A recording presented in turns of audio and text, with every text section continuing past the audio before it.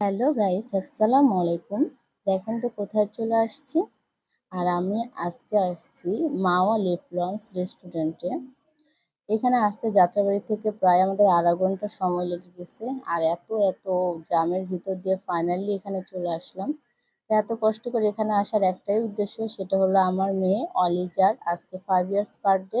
তো এই birthday celebration করার জন্য ফ্যামিলি মেম্বারদের নিয়ে এখানে আসা।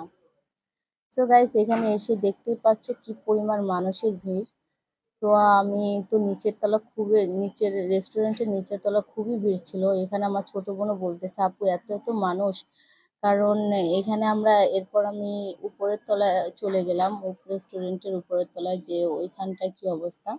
যেহেতু আমরা এখানে আগে আসছিলাম তখন এত ভিড় ছিল না, আর এবার এত পরিমাণ মানুষের ভিড়। আর আমরা যেহেতু ফ্যামিলি মেম্বারদের নিয়ে বার্থডেটা সেলিব্রেশন করব, তো আমরা আগেও বুকিং দিয়ে আসিনি। সো আমাদের জন্য একটু আশ্চর্যই হয়েছে যে এত মানুষ। সো আসলে টেবিল পাওয়া যাবে কি না, তো এটা নিয়ে একটু কনফিউশনে ছিলাম। তো দেখতেই পাচ্ছ উপরের তলাটাও প্রচুর পরিমাণ মানুষ দিয়ে ভিড় হয়ে আছে। আর এই জায়গাটায় তারা তাদের খাবারের মেনুগুলো তৈরি করে। তো গাইস, আর কি করার আছে, এখন আমি জাস্ট উপরে দেখতেছিলাম আর ওইখানটা আমার বড় আপু কথা বলতেছিল অন্য স্টাফদের সাথে। তো ফাইনালি এখানে মানে এত পরিমাণ গরমে তো আমার খুবই অসহ্য লাগতেছিল।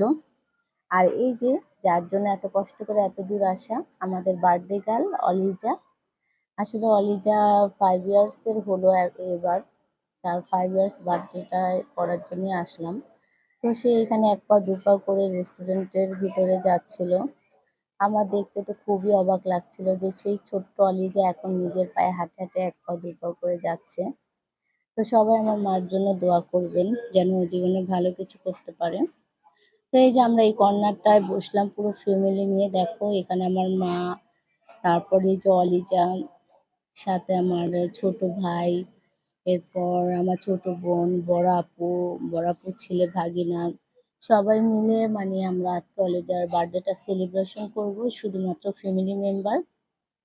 তো এখানে যে আমার ছোট ভাইকে দেখতে পাচ্ছ, সবাই এখানে বসে আছে। এইখান দিয়ে আমাদের বার্থডে গার্ল অলরেডি ক্লান্ত হয়ে গেছে, তাকে আমরা ঠান্ডা কোক খাইয়ে শান্ত করছিলাম। তো এটা হয়েছে এবারকার অলিজার বার্থডে কেক। বার্থডে কেকটা কেমন হয়েছে তোমরা কমেন্টে অবশ্যই জানাবা। তো মানুষের যেহেতু অনেক বেশি ভিড় ছিল, আমরা আগেই কেকটা কেটে নিচ্ছিলাম। তো এই যে আমি আমার মেয়ের সাথে তার 5 ইয়ার্স বার্থডেটা সেলিব্রেট করছিলাম। আর এই যে অলিজাকে আমি কেক খাইয়ে দিচ্ছি, দেখো। সাথে আমি আমার ভাগনাকেও কেক খাইয়ে দিছিলাম। এইখানে অলিজাকে অলিজার খালামুনি ওর ছোটমুনি একসাথে কেক খাইয়ে দিচ্ছিল। আর আমার ছোট বোন এখানে বড় আপুকে কেক খাইয়ে দিচ্ছিল। তো আমরা খুবই মজা করছি যেহেতু এটা আমাদের ফ্যামিলি প্রোগ্রাম ছিল। তো ফাইনালি গাইস, আমাদের কেক কাটা শেষ। এখানে আমার মা, আমার ছোট ভাইও অলিজাকে কেক খাইয়ে দিচ্ছিল এবং অনেক অনেক দোয়া দিচ্ছিল যে তোমরা সবাই দোয়া করবা যে অলিজা এবার 5 ইয়ার্স এর হয়েছে, 5 বছর পূর্ণ হলো ওর। তো যেন মানুষের মতো মানুষ হতে পারে, সবাই দোয়া করবে। আর এখন আমরা চলে যাব বাসায়, যেহেতু এখন রাত্রে 11:30 অলরেডি বেজে গেছে। তো আমার ছোট বোন বাইরের থেকে আবার ভিডিও করছিল। তো আমরা ফাইনালি চলে যাচ্ছি। তোমরা সবাই ভালো থাকবা আর আমাদের জন্য দোয়া রাখবা।